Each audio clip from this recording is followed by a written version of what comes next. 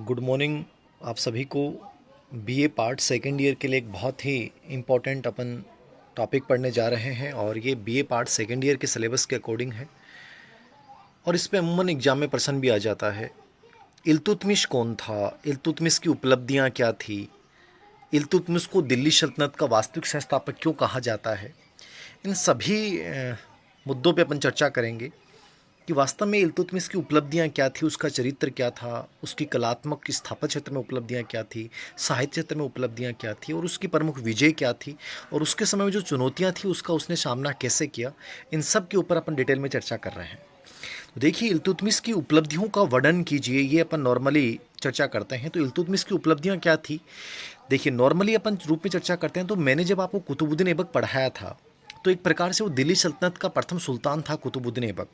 लेकिन कुतुबुद्दीन ऐबक दिल्ली सल्तनत का प्रथम सुल्तान था, लेकिन वो एक प्रकार से गुलाम के रूप में रहा। ठीक है, उसके समय चुनौतियां बहुत रही, इसलिए उसको संस्थापक जरूर माना जाता है दिल्ली सल्तनत का, लेकिन वास्तविक संस्थापक नहीं माना जाता है। लेकिन इल्तुतमिश को दिल्ली सल्तनत का वास्तविक संस्थापक माना जाता है। ये सबसे विशेष बात थी, याद रखना। ठीक है, तो ये थोड़ा सा आपको समझना भी है कि दिल्ली सल्तनत का वास्तविक संस्थापक किसे माना जाता है, इल्तुतमिश को माना जाता है। ये आपको हल्का सा समझना है। तो आगे देखिए, इसमें थोड़ा सा मैं चर्चा कर रहा हूँ आप लोगों के साथ कि इल्तुतमिश दिल्ली सल्तनत का वास्तविक संस्थापक कहलाता है। इसका शासनकाल जो था वो 1210 ईस्वी में, जैसे मैंने बताया था आपको कि कुतुबुद्दीन ऐबक जो है वो पोलो खेलते समय अचानक से गिर जाता है और उसकी मृत्यु हो जाती है। और जैसे कुतुबुद्दीन ऐबक की मृत्यु होती है उसके बाद जो है वो आराम शाह बैठता है, लेकिन आराम शाह को हटाकर इल्तुतमिश शासनकाल में बैठता है। तो इसका शासनकाल जो रहता है वो क्या रहता है, 1210 ईस्वी से 1236 ईस्वी तक इसका शासनकाल रहा। यानी 26 वर्ष तक इल्तुतमिश दिल्ली सल्तनत का संस्थापक शासक रहा। यह कुतुबुद्दीन ऐबक का दामाद था, यानी कुतुबुद्दीन ऐबक ने बहन की शादी जो है वो इल्तुतमिश से की थी। गुलाम भी था, कुतुबुद्दीन ऐबक का गुलाम था, याद रखना। लेकिन ये कुतुबुद्दीन ऐबक से पहले स्वतंत्र हुआ, याद रखना। मोहम्मद गुरी ने इसको पहले ही स्वतंत्र कर दिया था। दिल्ली का सुल्तान बनने से पहले इल्तुतमिश बंदायूं का सूबेदार था। कई बार जो छोटी एग्जाम होती हैं, ऑब्जेक्टिव एग्जाम्स होती हैं, वहाँ पे प्रश्न पूछ लेता है कि इल्तुतमिश जब सुल्तान बना उस समय वो कहाँ का राज्यपाल था, कहाँ का सूबेदार था।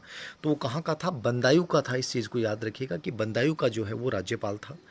इल्तुतमिश का पूरा नाम था शमसुद्दीन इल्तुतमिश। ठीक है, इसका जो वंश था, जैसे मैंने कहा था कि कुतुबुद्दीन ऐबक का जो अपन पढ़ते हैं तो वो था कुतुबी वंश। लेकिन जब इल्तुतमिश का वंश जो था वो वैसे तो मामलुक वंश से ही है, लेकिन ये मूल जो वंश था इनका वो था शमसी वंश। जैसे उसका कुतुबी वंश था वैसे इसका वंश कौन सा था, शमसी वंश था। इल्तुतमिश था, उसके माता पिता मध्य एशिया के इलबारी कबीले के तुर्क थे। यानी तुर्क एक बहुत बड़ी जनजाति जाति थी। ठीक है, बड़ा कबीला था।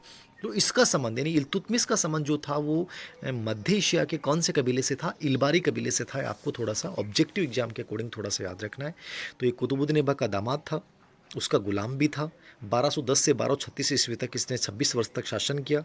बंदायूं का ये सूबेदार था और इलबारी कबीले से इसका संबंध था। अब आगे देखिए, इल्तुतमिश ने दिल्ली को अपनी राजधानी बनाया। ठीक है, राजधानी इसने किसको बनाया था, दिल्ली को इसने अपना राजधानी बनाया था, याद रखना। इस चीज़ को आपको याद रखना है।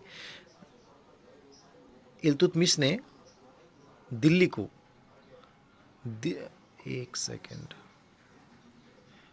इल्तुतमिश ने दिल्ली को अपनी राजधानी बनाया। ठीक है, दिल्ली को अपनी राजधानी इसने बनाया था। इल्तुतमिश दिल्ली सल्तनत का पहला शासक था जिसने दिल्ली को अपनी राजधानी बनाया। इल्तुतमिश ने 40 अमीर सरदारों का एक दल, तिरकान चहालगानी, कौन सा दल बनाया था इसने, तिरकान चहालगानी के नाम से। एक बहुत बड़ी उपलब्धि मानी जाती है कि तुर्कान चहालगानी या तिरकान चहालगानी नामक 40 सरदारों का एक जो दल गठित किया था वो किसने किया था, तो वो याद रखना किसने किया था, इल्तुतमिश ने किया था। ये आपको याद रखना है। ठीक है, इसको याद भी रखिएगा कि तिरकान चहालगानी क्या था। ठीक है, तिरकान चहालगानी या तुर्कान चहालगानी क्या था, तो ये 40 अमीर सरदारों का एक दल था जो उसके वफादार थे और जिसकी सहायता से उसने प्रशासन में काफ़ी सुधार किए, अपने आप को दिल्ली सल्तनत का वास्तविक संस्थापक बनाने में, उसकी विजय में, उपलब्धियों में बड़ा योगदान रहा इसका। शमसुद्दीन इल्तुतमिश तुर्की मूल के दिल्ली के मामलुक वंश का तीसरा शासक हो गया। तीसरा शासक क्यों हुआ? तीसरा इसलिए हो गया क्योंकि पहला कुतुबुद्दीन ऐबक था, दूसरा आराम शाह था और तीसरा कौन हो गया? इल्तुतमिश हो गया। तो ये थोड़ा सा आपको याद रखना है। तीसरा शासक था वह कुतुबुद्दीन ऐबक का गुलाम था, बाद में उसका दामाद और करीबी गवर्नर भी बंदायूं का वो बन गया था। उसने लाहौर से दिल्ली की राजधानी स्थानांतरित की। यानी कुतुबुद्दीन ऐबक को जब हम पढ़ते हैं तो पढ़ते हैं कि उसने जो राजधानी बनाई थी वो लाहौर को बनाया था। किसको बनाया था? लाहौर को। लेकिन इल्तुतमिश ने अपनी राजधानी जो है वो लाहौर से कहाँ स्थानांतरित कर दी? दिल्ली कर दी। इसलिए दिल्ली को राजधानी बनाने वाला और दिल्ली का वास्तविक संस्थापक जो माना जाता है वो इल्तुतमिश को कई बार दिल्ली सल्तनत का वास्तविक संस्थापक माना जाता है। तो ये थोड़ा सा आपको याद रखना है। 1 मई 1236 को उसकी मृत्यु तक वो यहाँ का शासक रहा। इल्तुतमिश ने भारतीय उपमहाद्वीप में सल्तनत की स्थिति को मजबूत किया। उसने मुल्तान और बंगाल को हराया और रणथंबोर और शिवालिक को अपने शासकों से चुनाव लड़वाया। अब देखिए शुरुआती जीवन का अपन चर्चा करेंगे कि इल्तुतमिश का शुरुआती जीवन क्या था, ये थोड़ा सा हमें देखना है। देखिए शमसुद्दीन तुर्किस्तान की इलबारी जनजाति का था। कम उम्र में गुलामी में बेच दिया गया। उन्हें कुतुबुद्दीन ऐबक द्वारा खरीदा गया जो दिल्ली का वायसराय था उस समय। ऐबक की शुआ में तेजी से बढ़ा। अपनी बेटी की शादी कुतुबुद्दीन ऐबक से कर दी। उत्तराधिकारी के रूप में ग्वालियर और बारा के राज्यपाल के रूप में इसने कार्य किया था। याद रखना किसने? कुतुबुद्दीन ऐबक, इसने इल्तुतमिश ने। और फिर आगे देखिए इल्तुतमिश को 1206 में बंदायूं का राज्यपाल नियुक्त किया था। किसने? कुतुबुद्दीन ऐबक ने। और इस पद पे कार्य करते हुए ऐबक की पौर दुर्घटना में मृत्यु हो गई और उसके बाद जो है वो ये इल्तुतमिश आराम शाह के बाद सुल्तान बनता है। वह भारत के पहले सुल्तान थे जिन्हें खलीफा द्वारा मान्यता, ये विशेष बात थी, खलीफा द्वारा मान्यता जो है इसको दी गई थी। इसलिए इसको दिल्ली सल्तनत मतलब दिल्ली सल्तनत का वास्तविक संस्थापक क्यों कहा जाता है? इसके बहुत सारे रीजन है। मैं नीचे इसकी चर्चा करूंगा पीडीएफ में कि एक तो राजधानी को दिल्ली बनाया, दूसरा इसको खलीफा ने मान्यता प्रदान की, तीसरा इसने एक प्रकार से जो सुधार कार्य की, जो विजय उपलब्धियां की, वो इस बात को सिद्ध राजत्व का जो सिद्धांत इसने अपनाया उससे लगता है कि वास्तव में दिल्ली सल्तनत का वास्तविक संस्थापक था। वंशानुगत शासन की व्यवस्था की इसने। तो वह दिल्ली के सुल्तान बन गए और अपने महान गुरु की मृत्यु के बाद 1211 में दिल्ली सिंहासन पे बैठ गए। इल्तुतमिश संकट के समय दिल्ली के सिंहासन पे चढ़ा था क्योंकि उस समय ऐबक जो था उसके सामने बहुत सारी चुनौतियां थी और वो चुनौतियां ऐसी कैसी रही। तो ऐबक को जिन कठिनाइयों का सामना करना पड़ा वे अभी तक खत्म नहीं हुए थे, इसलिए उसने सिंहासन पे आराम नहीं कर पाया। उन्हें घर पे और बाहर से कई कठिनाइयों का सामना करना पड़ा। आराम शाह के बाद गजनी के ताजुद्दीन व यलदोज और ऊपरी सिंध और मुल्तान के नासुद्दीन कुबाचा जैसे खतरनाक हैं। 2 प्रतिद्वंदी मुख्य रूप से थे, एक तो यलदोज था और दूसरा कौन था? कुबाचा था। ये याद रखना, एक तो यलदोज और दूसरा कुबाचा, ये 2 के प्रमुख प्रतिद्वंदी थे। आगे देखिए चुनौतियां क्या रही इसके सामने मुख्य रूप से इल्तुतमिश के सामने जब सुल्तान ये बनता है उस समय। यलदोज ने हिंदुस्तान पे अपनी संप्रभु शक्ति का पुनः दावा किया। यानी यलदोज जो है वो मोहम्मद गोरी का अपने आप को वास्तविक उत्तराधिकारी मानता था। तो उसने कहा कि हिंदुस्तान की सरजमी पे मेरा ही वास्तविक अधिकार है, संप्रभु शक्ति का मतलब सब कुछ सर्वोच्च। इल्तुतमिश को अपना जागीरदार माना उसने कि इल्तुतमिश तो मेरा जागीरदार है, ये कैसे सुल्तान बन सकता है। मुल्तान के गवर्नर कुबाचा ने भी अपनी स्वतंत्रता की घोषणा कर दी उधर और लाहौर की तरफ रुख कर दिया। तो मतलब ये यलदोज और कुबाचा दोनों ऐबक के समय भी प्रॉब्लम क्रिएट कर रहे थे और यहाँ भी प्रॉब्लम क्रिएट कर रहा है। बंगाल और बिहार के राज्यपाल अली मर्दान ने कुतुबुद्दीन की मृत्यु के तुरंत बाद अपनी स्वतंत्रता की घोषणा कर दी। इधर कौन हुआ? बंगाल और बिहार का जो राज्यपाल अली मर्दान था, उसको जैसे पता चला कि कुतुबुद्दीन ऐबक की मृत्यु हो चुकी है तो उसने भी क्या सोचा कि ठीक है कमजोर शासन सत्ता इस समय, तो उसने भी अपनी स्वतंत्रता की घोषणा कर दी। राजपूत जो राज्य थे जैसे अपने राजस्थान में रणथंबोर है, जालोर है, अजमेर है और ग्वालियर है, ठीक है ना। तो रणथंबोर, जालोर, अजमेर और ग्वालियर अन्य ने भी श्रद्धांजलि मतलब एक प्रकार से जो कर देने की परंपरा होती है कि शासक की मृत्यु के जस्ट बाद में, तो उसको देना बंद कर दिया, कर अपने देने भेजने बंद कर दिए और अपनी स्वतंत्रता की घोषणा कर दी। लेकिन इल्तुतमिश उच्च साहस व दृढ़ संकल्प का व्यक्ति था। उसने इन चुनौतियों को स्वीकार किया और समस्याओं का बहादुरी से सामना किया। आगे देखिए इल्तुतमिश ने अपने सही समय मानते हुए यलदोज पे हमला किया और 1200 दोनों के बीच 1215 में ऐतिहासिक त्राइन का युद्ध हुआ। कौन सा युद्ध हुआ? 1215 में इनके मध्य कौन सा युद्ध हुआ? त्राइन का जो है वो तीसरा युद्ध इनके मध्य हुआ। याद रखना क्योंकि मोहम्मद गोरी के समय त्राइन के 2 युद्ध हो चुके थे, इसको त्राइन का तीसरा युद्ध कहा जाता है। 1215 ईस्वी में किसके मध्य हुआ था? इल्तुतमिश और यलदोज के मध्य हुआ। इसमें यलदोज की बुरी तरह पराजय हुई और यलदोज ने एक प्रकार से मौत की घाट उतार दिया गया। तो यलदोज जो पहली इसके सामने चुनौती थी उसको इसने समाधान कर दिया, उसको ख़त्म कर दिया। इल्तुतमिश के शासनकाल के दौरान देश के लिए सबसे बड़ा खतरा चंगेज खान है। दूसरी इसके सामने बड़ी चुनौती इस समय ये आई कि चंगेज खान जो मंगोल थे और कहते हैं कि जहाँ से जाते हैं वहाँ केवल विनाश बसता है और कुछ नहीं बसता है, तो चंगेज खान का एक बड़ा आक्रमण होने की संभावना थी। तो 1221 में चंगेज खान मंगोल नायक ने जलालुद्दीन मंगबर्नी के बाद ख्वारिज़म साम्राज्य के शाह को हराकर भारत की सीमा पे मतलब आक्रमण करने की, क्योंकि जलालुद्दीन मंगबंडी जो है वो भारत की सीमा में घुस आया था और उसे लगा कि दिल भारत में जाके उसने हमला, लेकिन इल्तुतमिश ने बड़ी कूटनीतिज्ञता का परिचय दिया और एक प्रकार से इस आक्रमण को एक प्रकार से टाला। बंगाल में तो ये दूसरी उसकी बड़ी उपलब्धि थी। तीसरी, बंगाल पूर्व में एक दूर का प्रांत था, कुतुबुद्दीन ऐबक के शासन के दौरान दिल्ली सुल्तान के अधिकार में था। अब जैसे ऐबक की मृत्यु हुई तो बंगाल ने अपनी स्वतंत्रता की घोषणा कर दी। बंगाल में एक अभियान भेजकर इल्तुतमिश ने सुल्तान गयासुद्दीन को, किसको हराया, सुल्तान बंगाल के सुल्तान गयासुद्दीन को हराया और मार डाला। और उन्होंने अपने पुत्र नासरुद्दीन मोहम्मद को बंगाल का राज्यपाल नियुक्त कर दिया। नासरुद्दीन के जाने के बाद बंगाल में फिर से एक विद्रोह हुआ था, जो कि बिलालुद्दीन खिलजी के नेतृत्व में, बाल का खिलजी बोलते हैं इसको, ठीक है ना, तो ये खिलजी के नेतृत्व में हुआ था और 1230 ईस्वी में था। इल्तुतमिश ने बलखा खिलजी को पराजित किया और उस व्यक्ति को मार डाला जो बंगाल को दिल्ली साम्राज्य में ले गया था। इस प्रकार बंगाल की जो समस्या थी इसका भी इसने क्या किया, समाधान किया। किसने, इल्तुतमिश ने। तो पहली मंगोल आक्रमण कर को टालना, दूसरी यलदौज को तराइन के युद्ध में हारना, तीसरी बंगाल की जो स्वतंत्रता हुई उसको वापस कुचलना और बंगाल को अपने अधिकार में लेना। अब देखिए राजपूत राज्यों के लिए इसने क्या किया, कुतुबुद्दीन ऐबक की मृत्यु के बाद राजपूत राज्यों में ने अपनी स्वतंत्रता की घोषणा कर दी थी। इल्तुतमिश चूंकि वो पश्चिमोत्तर सीमांत व्यस्त थे, उसके पास राजपूत राज्यों के विद्रोह पर ध्यान देने का समय नहीं था। तो राजपूत राज्यों में जैसे रणथंबोर है, जालोर है, मंडेर है, कालिंजर है, ग्वालियर, अजमेर, बयाना, थंगीर और अन्य कईयों ने विद्रोह के मानक को उठाया।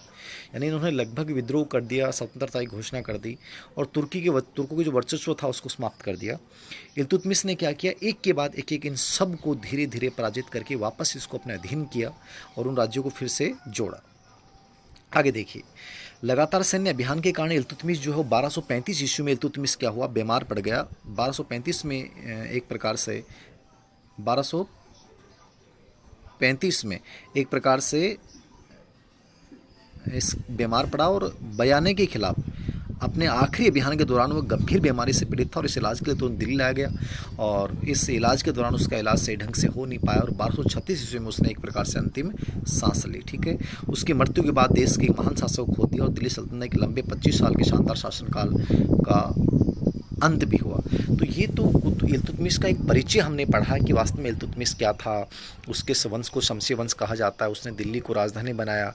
उसके सामने प्रारंभिक चुनौतियां, तराइन का युद्ध किसके मध्य हुआ, बंगाल को उसने अपने अधीन कैसे किया, एक प्रकार से गुलाम वंश का सुल्तान था ये, दिल्ली को इसने राजधानी कब बनाया, इसकी मृत्यु कैसे हुई। अब हमें इसको वास्तविक रूप से जब एग्जाम में अपन थ्योरिकल एग्जाम की बात करते हैं तो हमारे सामने जो प्रश्न आता है वो बड़ा प्रश्न ही बन सकता है। अगर आपके सामने प्रश्न पूछ ले कि साहब दिल्ली सल्तनत का वास्तविक संस्थापक किसे कहा जाता है और क्यों कहा जाता है, किसे कहा जाता है, तो ये एक बहुत बड़ा प्रश्न यहाँ से बनता है। तो इस प्रश्न की अपन चर्चा करें, इल्तुतमिश को दिल्ली सल्तनत का वास्तविक संस्थापक क्यों कहा जाता है और कहा जाता है तो इसका मतलब इसका क्या कारण था कि इसको वास्तविक संस्थापक कहा गया, इसकी क्या उपलब्धियां रही, इनको हम कंप्लीटली एक प्रकार से हम इसकी चर्चा करेंगे। तो आगे देखिए, इल्तुतमिश दिल्ली सल्तनत का वास्तविक संस्थापक था, इस कथन की व्याख्या बड़ा प्रश्न इसी रूप में एग्जाम में आता है। अथवा सिंहासनारोहण के समय इल्तुतमिश को किस कठिनाइयों का सामना करना पड़ा, इनकी तो हमने चर्चा कर ली। वैसे यह प्रश्न ऐसे पूछ ले इल्तुतमिश के चरित्र उपलब्धियों का वर्णन कीजिए, तो भी आपको इसको यही उत्तर देना है। देखिए, इल्तुतमिश के जीवन उपलब्धियां दिल्ली सल्तनत का वास्तविक संस्थापक, बहुत अच्छा प्रश्न है, याद रखना। देखिए, इस प्रश्न को पूरा मैं एकदम थ्योरेटिकली पढ़ा रहा हूँ आपको।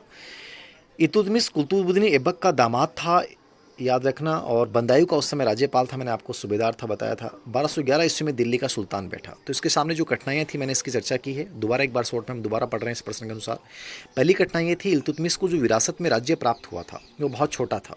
वह पूर्व में बनारस से लेकर पश्चिम में शिवालिक की पहाड़ियों तक उसके राज्य की सीमा थी और उसे अपने राज्य का विस्तार करना था। तो पहली समस्या ये थी कि उसके राज्य का विस्तार बहुत छोटा था और उसे अपने इस राज्य के विस्तार को बढ़ावा देना था। ठीक है, आगे देखिए, गजनी का शासक यलदौज दिल्ली के राज्य पर अपना अधिकार मानता था। यद्यपि उसने ऐबक के जीवन काल में ये दावा भी प्रस्तुत किया था कि यद्यपि ऐबक से निकट संबंध होने के कारण उसने उस मांग को वापस ले लिया था। यानी ऐबक के समय भी इसने कठिनाइयां प्रस्तुत की, लेकिन निकट संबंधों की वजह से इसने उस मांग को दबा लिया। इल्तुतमिश के समय में यलदौज ने पुनः इस मांग को उठाया। तो ये दूसरी समस्या आ गई, यलदौज वाली मैंने आपको बताया, तराइन के युद्ध में इसको हरा दिया। पहली समस्या राज्य का विस्तार करना था। तीसरी देखिए, नासुद्दीन कुबाचा जो इस समय मुल्तान का था ने अवसर का लाभ उठाकर कच्छ, सिंध, मुल्तान, भटिंडा आदि स्थानों पर अधिकार कर लिया। तो नासुद्दीन कुबाचा ने क्या किया, इस समय जो मुल्तान लाहौर का सूबेदार था ने कच्छ, सिंध, मुल्तान और भटिंडा आदि स्थानों पर क्या किया, अधिकार कर लिया और लाहौर पे भी इसने अधिकार कर लिया। आगे देखिए, उसके बाद उसके समक्ष इन सभी राज्यों को जीतकर अपने राज्य में मिलाने की समस्या थी। तो अब समस्या ये थी कि नासुद्दीन कुबाचा ने जो अधिकार किए हैं, इनको वापस कैसे अपने राज्य में शामिल किया जाए और कुबाचा को कैसे दबाया जाए, ये उसके सामने तीसरी बड़ी चुनौती थी। चौथी चुनौती क्या आ गई उसके सामने कि बंगाल और बिहार, मैंने कहा ना अली मर्दान खान ने स्वतंत्र कर दिया था, बिहार के गयासुद्दीन ने अपने आप को स्वतंत्र बना लिया था, तो ये भी इल्तुतमिश के अधिकार से निकल गए थे। अली मर्दान खान ने लखनौती में स्वयं को स्वतंत्र शासक घोषित कर दिया था। राजपूत शासक पुनः संगठित होकर तुर्की शासन के खिलाफ विद्रोह कर रहे थे, ग्वालियर, रणथंबोर, ये सब, जालोर, ठीक है।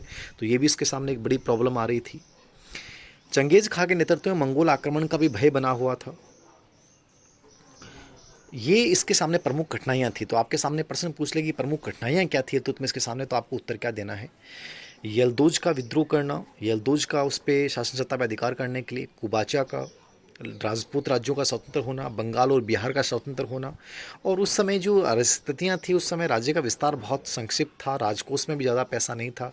ये उसके सामने प्रमुख कठिनाइयाँ थी। अब इन कठिनाइयों का देखिए सामना कैसे किया, इस कठिनाइयों को इसने विजय कैसे प्राप्त की, इनको हमें स्पेशली समझना है। तो ये इन कठिनाइयों की अपना उपलब्धियों की थोड़ी सी अपन इसकी चर्चा करेंगे। तो इन उपलब्धियों की चर्चा में हम देखेंगे, उपलब्धियों की चर्चा में हमें देखना है